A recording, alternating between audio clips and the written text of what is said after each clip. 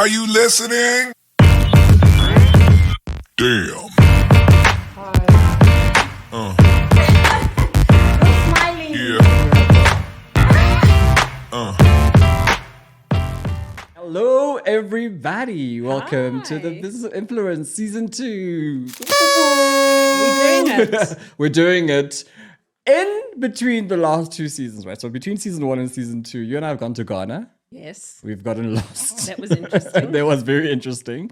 We had to speak to a nice round man in an airport about money.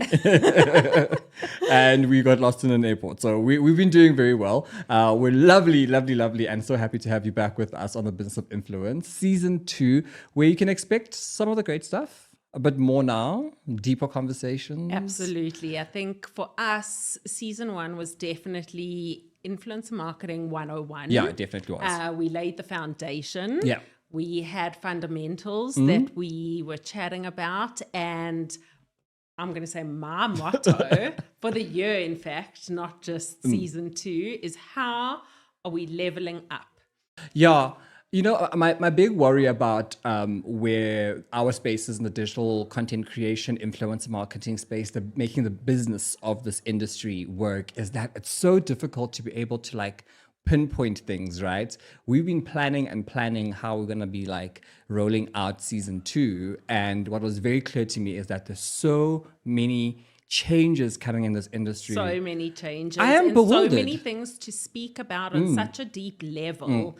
So I think our challenge when we were chatting as a team last week, in the prior weeks, was where do we even start with season 2? I love what we came up with, because it's interesting that we're now being asked to create content, especially with us, right? As content creators, being asked all the time to create content that is authentic, that, connects with people. People want to hear about you, your story, and authentic, your favorite word. But for me, it's also how we need to start looking about, because we are creating content for human beings, people are going to be consuming this content in one way or another. We need to actually be dialing into them and how they feel and how they experience the world. Absolutely. So how would you define or compare authenticity with what we're going to be chatting about today in terms of emotional intelligence? So emotional intelligence is so interesting, especially in the content creating space, because I think so many times we create content because of what we think the brand requires of us, right? So let's say brand water says to us, chat to us about how you're experiencing water. Content creators run to looking glamorous, they run to hydrating and wonderful for your skin, but seldom is there a story. And you say this all the time. What is the story? Where's it coming from? Who you're talking to? How they're experiencing the world? And how you're connecting with them? And for me, the emotional intelligence is being able to dial into the person as an individual. So saying, I'm talking to you as a Black person, white person, woman, man, queer person, old person, young person, and I see you as those things. I read that you are not just one-dimensional. Absolutely. It's almost as if it's creating the content really in your real life scenarios. I call it in situ, because that is where your authenticity and emotional intelligence comes in. But first, it's about understanding that consumers are consumers, and this is what they're looking for in real life scenarios, and taking that into consideration when you are creating content.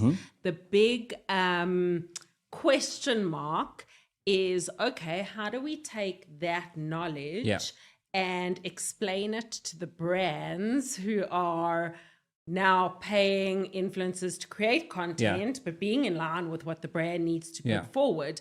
Because we're finding that there is such a disconnect between what should be put forward to consumers and then still pleasing the brands in terms of the content creation. Because I find that there's two almost experiences we're having, right? So there's the content creation, the emotional intelligence, which is like the buzzword for today. How do we get more emotional intelligence in our content? Where brands are becoming more personable. right? So you look at like some of the really quirky and cheeky ones where they're able to almost like react like a South African, a woman, Yes. a oak, Yes. a beer drinker, a rugby player, whatever. And then there's a different one where it's about allowing, so that connects to a certain kind of person, right? So if we find That again, makes it real. it makes it real. It makes it usable and less markety, less advertising, if Yes. that makes sense. And then there's the opposite side for me, which is also about how do you take an existing brand, right? And do we now start creating all content, advertising material, influencer material as very emotionally soft and being able to touch lives and No, change? I feel that brands perhaps are not necessarily that they're trying to be something that they're not, but the people that are advertising, your influencers, Yeah. your content creators, need to make that content real. Yeah. So is the problem coming in influencer selections, when choosing influencers to be a part of a campaign for the brand? Is there enough work being done pre-planning to select that correct advocate? Okay. Being the influencer we select.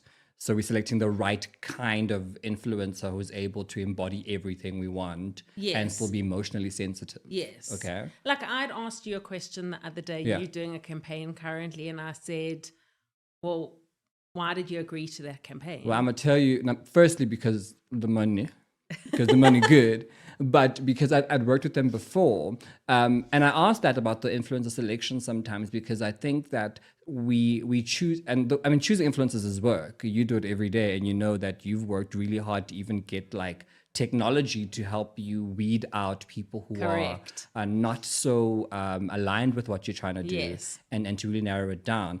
But I think it's more of an issue of we, because of the brands, when they bring a brief to the table, they bring a one brief. They don't go, okay, Tami, you're this kind of person, you create content in this way. We say create content that shows this water is good for your skin, right?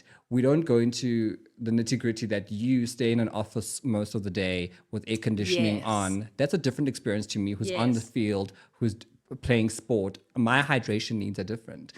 If we're using water as an example, we just say to you, create content. And I promise you, And then you've got 15 people creating the same thing. Exactly. When in fact, they are 15 individuals with different requirements. because we've now decided that what water content will be X, Y, and Z. What banking content will be X, Y, and Z. Yes. What fitness content will be is X, Y, and Z. If I said to you, you got a brand new shoe from company B, and say, show me how you experience this training shoe, I promise you, everyone is running to the gym. Everyone's going to be on a track. Everyone's going to be telling us about how they run faster, jump higher, Yes, squat yes, lower. yes. And I'm like, but what about the person who buys the shoe and just says, I just like how it looks.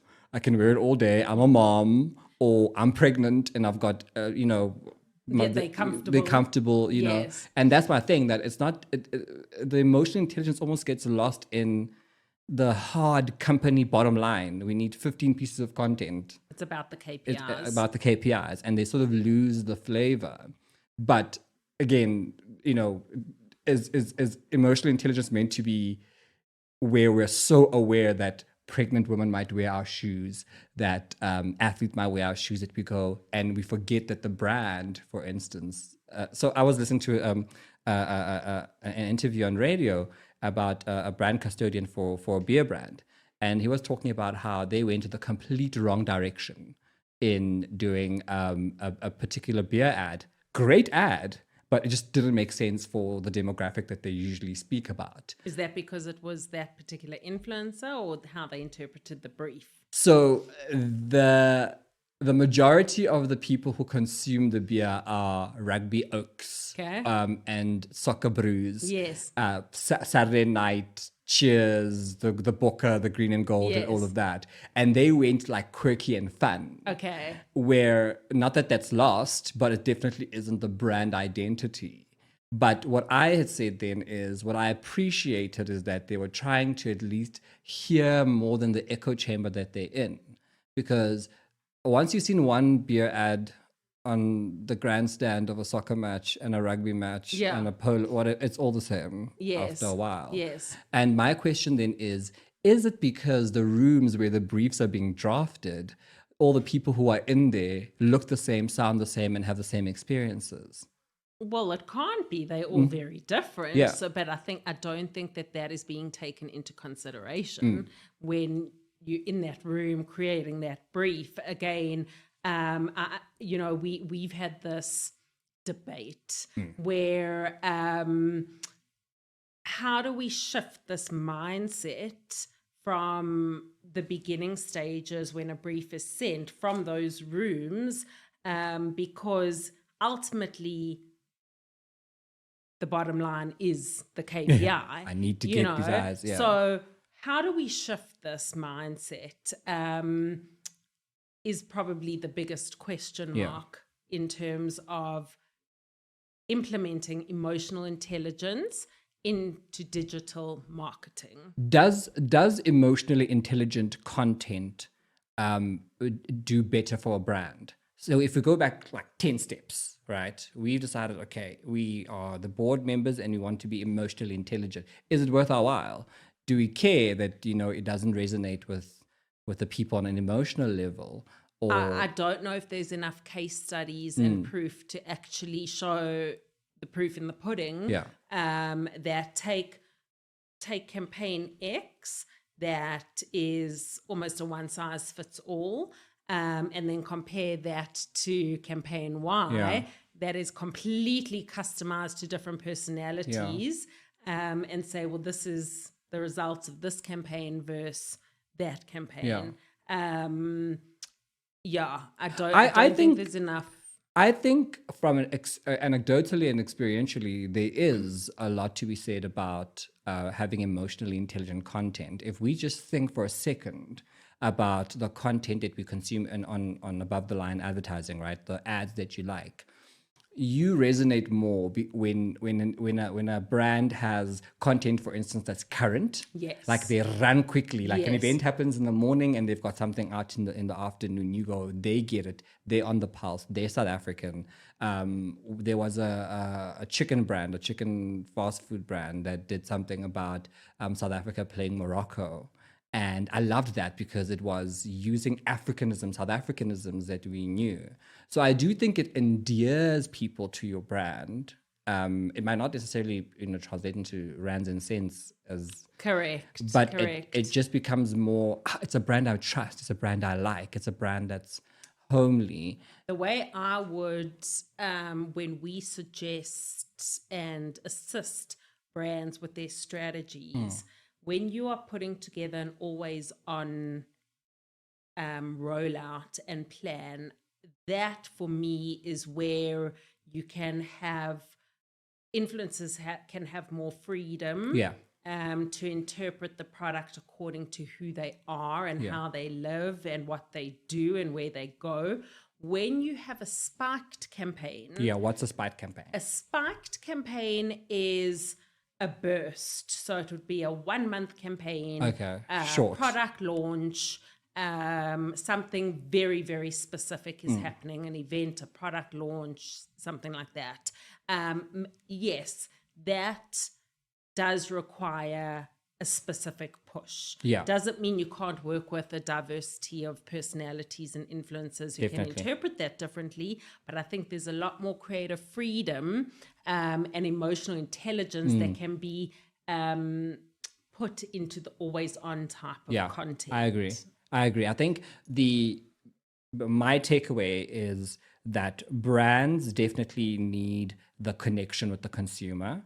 I think it differentiates them from other brands. It makes it easier for people to gravitate towards them because they sound. But do you think they're doing that? And So is that I know in the they're form of not. focus groups? Is that in the form of how are they getting this information and this data on their consumers that is then translated into their advertising? How many times have you had on Twitter or X or whatever it is now, where someone will say, I don't know how this passed these 15 levels Exactly. so it passed the junior copywriter, then the senior copywriter, then it gone through like the marketing manager, and then they spent money sending it out. I've had those moments several times. Yes. And I think, again, it goes back to what I was saying, that because the people in the room are speaking to themselves, they don't realize that they're being offensive, especially from a black man's point of view. You know, sometimes you go, oh, that's weird.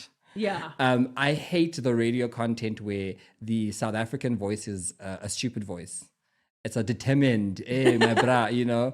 You and I were having a chat about how no one in South Africa says, welcome to Mzansi. Yes. You know, brew. We don't speak like that. Yes. You know, even people who are in the townships speak in a particular South African way, but it's not this rudimentary, you know, using Mzansi and Chisanyama and Aish. Oh, Aish, but the word, you know. Do you not think that would apply to specific industries and where you are, where you present? Because maybe there is a place for that, perhaps. Yeah. So I look at the telcos in particular because they're the biggest culprits, right? Especially the mobile telcos. And they will have like airtime or whatever, like of a small denomination, like say 10 Rand or 5 Rand or something. And it's always in this weird language. It's in weird, like, you know, like a half tiger. And I'm like, no one speaks like that. No, I promise you, no one speaks like that. Because even guys in the hood, in you know, Ekasi, they speak. We're in the world. We have internet, you know. Absolutely. Mzansi is such a weird word because we live in South Africa. We live here, you know. But my point is, the reason is because it's low-hanging fruit. They don't have to think, right? But once you go, as you said, into focus groups and ask them, listen, how do you make a brand listen to? Like, what do you want how do you want a brand to speak to you? How do brands see you as a human being? Like, if we're talking about anything across the board, and then we have to also concede that there's some things that cannot be emotionally intelligent. Absolutely. Like some brands are just not going to make it because think about a luxury brand, a luxury car brand like automotive, right? How do you make this big SUV thing that's $1 million plus emotionally intelligent? Like we've used vegan leather or... So you're saying there's basically, quote unquote, a time and a place for it? Yeah. I think emotional intelligence in the digital marketing from a content creator point of view is learning that your authenticity doesn't mean that being authentic and being emotionally intelligent don't need to be mutually exclusive, but also aren't interchangeable. Okay. What I mean by that is if we go back to our, bottle of water and everyone is going and hydrating in the sun because that's what everyone would do, I should be allowed to speak to my audience the way my audience knows me. So if I'm the girl who I don't care what I look like, the background in my house is messy, or I do all my things in the car, you then drink your water in the car. But then are you not going to get pushback from the brand because you are being emotionally intelligent in your content creation? Yeah. And you being authentic in who you are, and then brand is going to say, well, excuse me, what are you doing? Well, that's why I say that I think there has to be emotional intelligence should not be a KPI in the delivery. It should be almost like a policy that overrides everything. In the same way that we have like, we don't swear on content, we're not racist, sexist, ageist, homophobic, transphobic. Correct. We just we go, okay, now we've created the content. Can I be a bit more sensitive? For instance, I made the example where we're living in a world right now, we're always on, right? Yeah. You and I right now on this very table, there's 4 internet machines that can get us 5 actually, because 6, because our wrists are also connected. Yeah. But we're very aware that there are wars going on in the world. We realize that there are definite injustices just by the door, right? Correct. That are current, that are like in the news right now. We realize that there's big, major operations happening constantly. And so when we create our content, I think it's also being aware that, okay, from a brand point of view and a content creator's point of view, that listen, you're still in the world. So I'm not going to create content on the morning of a massive bombardment in a country where millions of people have been killed, and that morning an hour after the news has broken, want to release and then go and post about me. So that's what I was going to ask you, like, because I can in my head figure out where the emotional intelligence and digital marketing how this needs to play out from a brand side. Yes. So from a content creator side, what can content creators do to have that even 1% more of emotional intelligence in their content? I think, or is there no specific answer to this, and it's just something that we're raising that needs to be spoken about? That, there might not be a black and white answer. And something that just needs to be spoken about. So I love your question because I've got two answers to it, right? And we need to be aware that in the first instance, as a content creator, you have to be aware.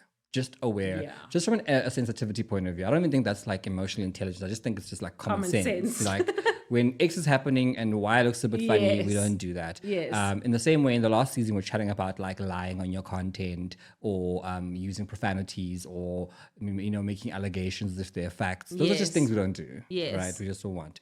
But if we're looking at connecting with people, which is what I think emotional intelligence is, connecting with people as human beings. Where I was telling you the story about like there's some especially with apps, right? If you're doing like a content piece for like a shopping app or a digital marketing app or whatever, all of us are gonna do the same thing. Like we're gonna go, oh my god, welcome to Leroy's app, and this is how it happens, and then screen record because how else will I show you how to use the app, right? Yes. But an emotionally intelligent person, in my opinion, would be able to say, everyone's going to do that thing. No one's going to want to connect with that. That's so removed, And even then, when we do the app thing, we don't use phones that people have. We use these ridiculously expensive machines that like 2% of the world has. And so the moment you say to me, here's an app, Leroy's, I go, ugh, leave me alone. But what if we allowed you to do the app in the way that you wanted to, that that you'd be sensitive to your consumers because you're a mom, right? So you can tell them about like, this is the 1, 2, 3, 4 things that make sense for me as a mom. And the brand. And that is why you're using the app. That's why I'm using the app. And then this means that the brand custodian, the brand owner or the brand must then be able to allow you the room to go, okay, we trust exactly it. We trust Tami to be able to speak with authority and with sensitivity because she understands. And I think that's where it goes back to. The people who the audience you're getting through the content creator. The content creator knows their audience. Correct. And so maybe trust them with their audience. But I don't think that the brands have completely put the complete trust and faith into the content creator to be able to do that. We see it in the briefs. Brands want the control. And rightfully so. There's brand CI, there's brand restrictions, there's all of that. Some content even has to go to global headquarters for approval. But at what point do you give the creator creative freedom to put in that emotional intelligence into their content? I've got it for you. So when we do content creator selection, right? This is my 5 points of how to get this right, in my opinion. Should I write it down? Yeah, just in case. So the first one is let's look at the kind of brand that you are. Can you be more or less emotionally intelligent? And that cannot be something that people internally can tell you. You must go outside and ask them.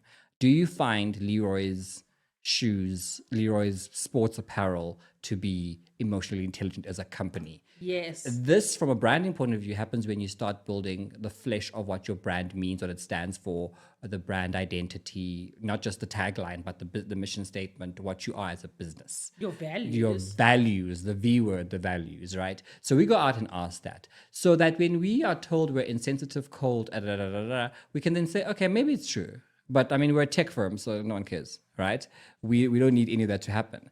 And if we're chatting so that's the first step. Can you actually be more emotionally intelligent? That's the first thing. Okay. Oh, we're done. Almost done. Okay. So here's my top tips, my top 5 tips. Can you as a brand be more emotionally intelligent? Yes or no? And that means going out there and doing the work. Okay, cool. Now, when you start looking at your parameters of whatever your brand points are, so let's use Leroy's Fitness for an example, right? I want to show you guys that my clothes are fun, fantastic for training. They are well worked out. They are very, very high quality. They're great for athletes and. Is there a way I can expand the definition of athlete to include people who might not be, in your mind, the archetype of an athlete. Six-pack, big arms? Yes. Because everyone's an athlete. You're an athlete, I'm an athlete. Whoever has a body is an athlete, right? So if you're pregnant, are you not an athlete? If you are maybe a quadriplegic, if you are differently abled where you might be an amputee, you know, top or bottom, whatever it is, you still need to train and you still need clothes. What's your point number 2? So see if you can't expand your definition of your points. So if I use the fitness thing because it's easy, but can you look for other people who will be able to add some diversity, some color, some scope? Okay. 3, what are the people who you're talking to? Can they see themselves, even a little bit of themselves in your messaging? Even in the brief. Agreed. In the brief, when you give it to a content creator, can the content creator see themselves as a queer person, trans person, black person, tall person, short person? Can they see themselves in it? Cool. Now, the 4th one is, do they need to work extra hard to stick to your brief? Are you going to get the same pieces of content from everyone because of how rigid your brief is?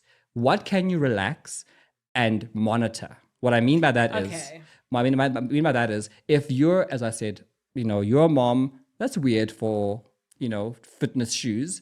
But actually, I like that because it's new, it's different, and it brings an element I've never thought about. So maybe I can now expand the brief to say, actually, go in this direction because it doesn't offend me so much. Okay. And number 5 is where you can't necessarily infuse the diversity, the emotional intelligence into a particular campaign.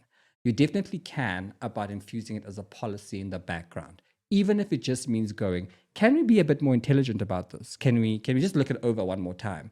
Can someone else have a look-see and see if we're agreeing about this? Yes. Is there a racist undertone here? Is there an anti-Semitic undertone here? Is there a sexist undertone here? No, there isn't. Because that in itself is emotional intelligence. The fact that you're asking the question, for me, is already emotional intelligence. So those are my top 5 tips of how to be emotionally intelligent. So if I had to, I think to end off, and I think you've actually just answered it. So you were one step ahead of me. I'm sorry.